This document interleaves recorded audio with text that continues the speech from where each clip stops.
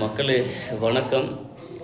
எழுத்தாளர் ஜி நாகராஜன் அவர் எழுதின ஓடிய கால்கள் அப்படின்னு ஒரு சிறுகதை தான் நம்ம பார்க்க போகிறோம். இந்த சிறுகதையில் ஒரு குற்றவாளி போலீஸ்கிட்ட இருந்து தப்பிச்சிருவார். அப்படி தப்பிச்சு போகிறவரை பிடிச்சிருவாங்க போலீஸு. ஒரு 3 போலீஸு, அதில் 2 பேர் தலைவரை செம்ம அடி அடிப்பாங்க. 3ஆவதாக ஒரு போலீஸ் வருவார். இவனை நீங்கள் தான் அடிக்கிறது, நான் பாரு என்னுடைய திறமையை காட்டுறேன், எனக்கு தெரிஞ்ச ஒரு டெக்னாலஜியை யூஸ் பண்ணுறேன்னு சொல்லி இந்த போலீஸ்க்கு கொஞ்சம் எலக்ட்ரிக்கல் வெள்ளம் தெரியும். அவர் மின்சாரத்தை பாய்ச்சி அவன் மேலே இது பண்ணி அவன் கொண்டுடுவார். இவ்வளோதான் கதை. இந்த கதை எழுதப்பட்டு கிட்டத்தட்ட ஒரு 50 வருஷம் ஆகுதுன்னு வைங்களேன். இப்போ தமிழ்நாட்டில் என்ன பிரச்சனை போயிட்டுருக்குன்னு உங்களுக்கு நல்லா தெரியும்.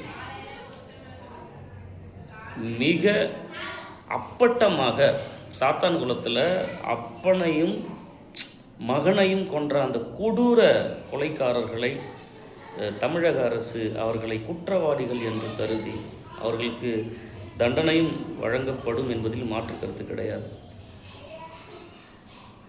நம்ம அரசியலை பற்றி பேசவே இல்லை.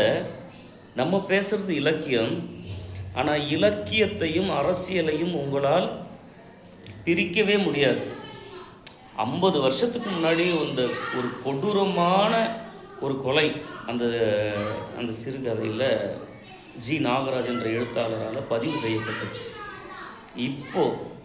இன்னைக்கு செய்தி ஒரு அந்த குடும்பத்தின் நிலை யோசிச்சு பாருங்களேன். ஒரு குடும்பத்தில், அதாவது ஒரு எதிர்பாராத ஆக்சிடெண்ட்டு, தமிழன் மரணத்தை கூட ஒரு தத்துவ நோக்கத்தில் போடா இன்றைக்கி இருக்கிறவன் நாளைக்கு இல்லை அப்படின்னு கடந்து போகிறோம். மரணத்தை கூட போய் பார்த்து, ஆனால் இது போன்ற மரணங்களை எவராலும் ஏற்றுக்கொள்ள முடியாது. அப்போது ஒரு சிறுகதை என்பது அது சாதாரணமான செய்தி கிடையாது. அது ஒரு மனுஷன் இன்னொரு மனுஷனை ஒரு கண்ணீரோடையும் ஒரு அன்போடையும் தன்னுடைய 2 கரங்களால் அணைத்து கொள்ளக்கூடிய ஒரு மீடியா, ஒரு ஊடகம். அடுத்த தலைமுறைக்கு இந்த சிறுகதையின் வழியாக அவன் ஏதோ ஒன்றை சொல்ல விரும்புகிறான் அந்த எழுத்தாளர்.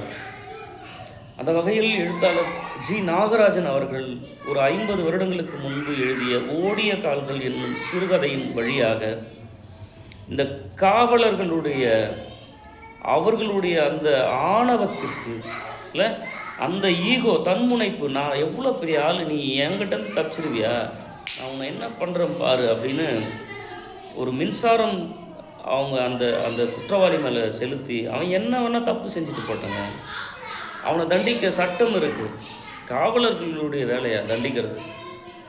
நான் பேசுகிறது இப்போ நடந்த பிரச்சனையை பற்றி பேசல. இந்த சிறுகதையின் வழியாக பேசும்பொழுது அது ஆட்டோமேட்டிக்காக அப்டேட் இல்லை. எவனாவது சொல்ல முடியுமா? தமிழை சும்மா தமிழ் படிச்சுட்டு எதனா வளர்ந்துக்கிறேன்னு எவனாவது இப்போ இந்த 2 விஷயத்தை வச்சுட்டு சொல்ல முடியுமா? அப்படி சொல்கிறவன் அவன் அப்டேட் இல்லைன்னு அர்த்தம். தமிழ் இலக்கியங்கள் ஒரு சக மனிதனை தன்னுடைய 2 கரங்கள் கொண்டு இல்லை, அன்பான உதடுகளோடு ஒரு தந்தை தன்னுடைய குழந்தைக்கு இடுகின்ற ஒரு அற்புதமான முத்தம் போன்றது ஒரு எழுத்தாளன் இந்த சமுதாயத்தை நேசிப்பது என்பது. அந்த வகையில் ஜி நாகராஜன் அவர்கள் இந்த சமுதாயத்தை எந்த அளவிற்கு நேசித்து இருந்தால் ஓடிய கால்கள் எனும் சிறுகதையின் வழியாக இந்த காவலர்களுடைய அத்துமீறல்களை பதிவு செய்திருப்பார். ஜி நாகராஜன் அவர்களுடைய அற்புதமான இந்த வரிகள் இது பலருக்கு பொருந்தும். மனிதன் என்பவன் ஒரு மகத்தான சல்லிப்பையன் அப்படின்ற அந்த ஒரு லைன், மகத்தான சல்லிப்பையன்.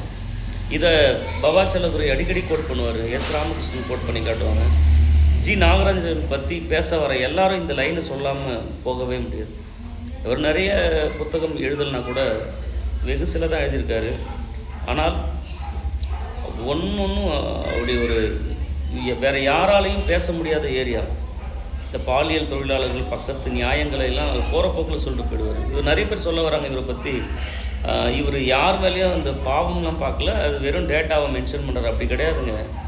டேட்டாவை மென்ஷன் பண்ணுறதுக்கான நோக்கம் என்ன? பார்வையாளருக்கு நீ புரிஞ்சுக்கணும். ஒரு பாலியல் தொழிலாளி, ஒரு பெண் அவளுக்கு சொல்ல முடியாத ஒரு வியாதி வந்துடுச்சு, அதை நினச்சி அவள் வருத்தப்படுறா. அவளுடைய மரணத்துக்கு ஒருத்தவன் தேடி வரான், துக்கம் விசாரிக்கணும் அப்படின்னு சொல்லிட்டு. இதெல்லாம் அவங்க பக்கத்து நியாயத்தை சொல்லாமல் எழுத முடியுமா? ஒரு சிலர் யாரோ ஒருத்தவங்க சொல்லியிருப்பாங்க, இந்த எழுத்தாளர் இதை பேஸ் பண்ணி பேசுகிறவர், இதை பேஸ் பண்ணி எழுதுகிறவர். தயவு செஞ்சு யாரோ ஒருத்தவங்க சொன்ன கருத்தை வச்சு நீங்கள் மறுபடியும் அதே ஸ்டேட்மெண்ட்டை வைக்காதீங்க. நீங்கள் உங்கள் கண் கொண்டு பாருங்கள். ஜி. நாகராஜன் எனும் எழுத்தாளர் ஓடிய கால்கள் எனும் சிறுகதையின் வழியாக இந்த குற்றவாளியின் பக்கம் அவர் நியாயம் பேசலையா? அவன் என்ன வேணா குற்றம் செஞ்சுருக்கட்டான், அவனை தண்டிக்கிறதுக்கு யார் உன் கையில் அதிகாரத்தை கொடுத்தா? ஒரு காவல் நிலையத்தில் ஜன்னலின் வழியாக நின்று கொண்டு அங்குள்ள கொடூரமான சம்பவங்களை தன்னுடைய பேனா கொண்டு பதிவு செய்த, இது புனைவாக இருக்கலாம், உண்மையாக இருக்கலாம். ஒரு எழுத்தாளன் எழுத்தை நீங்கள் உடனே இது புனைவுதான், இது உண்மைதான் என்று சொல்ல முடியாது. நானும் ஓரளவுக்கு ஒரு 100 சிறுகதைகளை எழுதியிருக்கிறேன், சில கதாபாத்திரங்களை உருவாக்கியிருக்கிறேன். அதில் நான் ஏதோ ஒரு இடத்துல இருப்பேன். நான் சில இடங்களில் முக்கிய கதாபாத்திரமாக இருப்பேன், சில இடங்களில் போகிற போக்கில் இருப்பேன், சில இடங்களில் சொல்ல முடியாத ஒரு நானும் அந்த பாலியல் தொழிலாளி பற்றிலாம் எழுதியிருக்கேன். அவர்கள் பக்கத்து நியாயத்தெல்லாம் நான் பேசியிருக்கேன். அதாவது ஜி. நாகராஜன் அவர்கள் சொல்கிறாரு, நீ ஏன் இந்த மாதிரி மோசமான விஷயத்தெல்லாம் எழுதுகிற அப்படின்னு என்னை தயவு செஞ்சு கேட்காதீங்க. இந்த சமுதாயத்தில் ஏன் இதெல்லாம் நடக்குதுன்னு யோசிச்சு பாருங்கள் அப்படின்ற மாதிரி அவர் சொன்னதாக பதிவு. ஒரு நல்ல பேராசிரியர், திறமையானவர், கணிதத்தில் ரொம்ப தி எக்ஸலண்ட் சி.வி. ராமன் அவர்கள்கிட்டலாம் மெடல் வாங்கினவர், ஒரு கட்டுமஸ்தான உடம்பு வச்சுருந்தவர். மதுரையில் திருமங்கலம்ன்ற ஒரு இடத்துல தான் நீங்கள் இப்போ ஒரு வேளை இதை பார்க்குறவங்க நீங்கள் மதுரையாக இருந்தால் திருமங்கலம்ன்ற இடத்துல 1921 1981 வரை வாழ்ந்த ஒரு மிகப்பெரிய எழுத்தாளர் ஜி. நாகராஜன் அவர்கள் ஒரு 50 வருடங்களுக்கு முன்பு எழுதிய இந்த ஓடிய கால்கள் எனும் சிறுகதையில் காவலர்களுடைய அத்துமீறல்களால் ஒரு குற்றவாளி இறந்து விட்டார். இதுதான் அந்த சிறுகதை. தற்போது சாத்தான்குளத்தில் தந்தை மகன் மிக அநியாயமாக காவலர்களால் கொலை செய்யப்பட்ட அந்த துயரம் தற்போது நம்ம தமிழ்நாட்டில் இப்படி ஒரு சம்பவம் நடந்திருக்கு.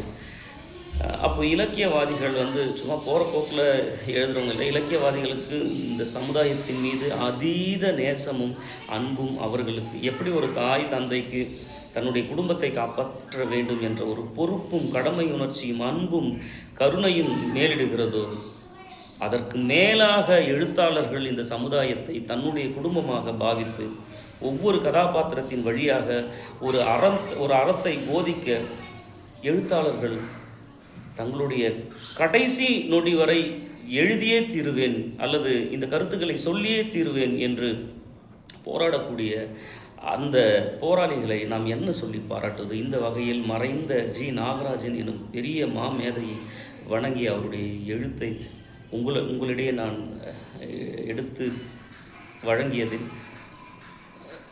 சற்று துயரம் தான் எனக்கு. இந்த அன்பு மகிழ்ச்சி என்று சொல்லி எனக்கு வரமாட்டேன். ஏன்னா அந்த கதையோடு இந்த சாத்தான் குலத்துடைய மரணத்தையும் ஒப்பிட்டு பார்க்குறோம். நமக்கு நிறைய கடமைகள் இருக்குது. இனி எதிர்காலங்களில் இது போன்ற கொடூர கொலைகள் நடக்காமல் நாம் மிகுந்த கவனத்தோடும் இந்த சமுதாயத்தை அரவணைத்து காப்பாற்ற வேண்டிய பொறுப்பில் உள்ளோம் என்பதை உங்களிடம் தெரிவித்துக் கொள்கிறேன். நன்றி, வணக்கம். Love you all. Have a great day.